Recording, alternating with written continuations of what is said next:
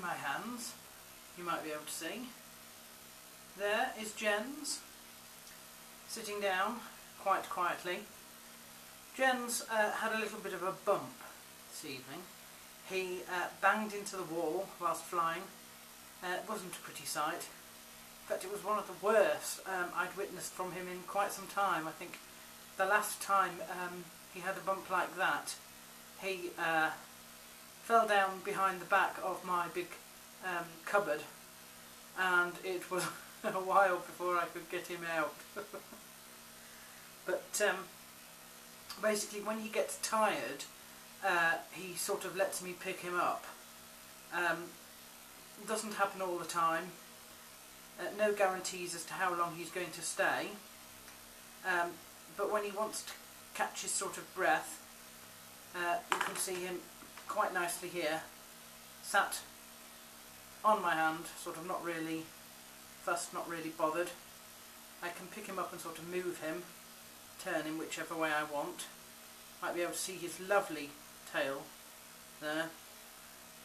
He's sort of a rather, I don't know if you can actually see from there. You might be able to see if I sort of move him this way into the light. But he's actually not just blue, but sort of dark purple colour. And that's sort of partly why I chose him out of all the other blues.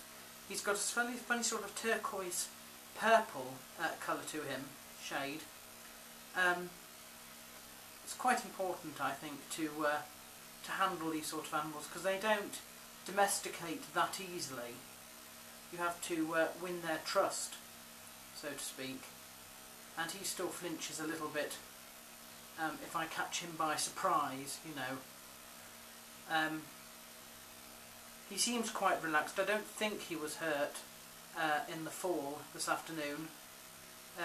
Difficult to tell. But he's certainly not complaining. I've seen him fly since. I've seen him scurry across the floor.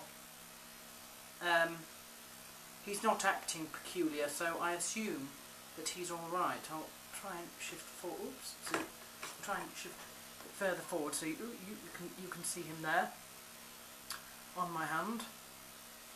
An absolutely adorable sight. Look at that, chattering away to himself. We're on candid camera now. I'm going to make you famous and put you on YouTube. You'll be the most famous budgie in the world. So, me and Jens, I have him out quite a lot. He can often forget, if I don't have him out for a while, he will forget not how to fly, but he will forget how quickly he runs out of energy.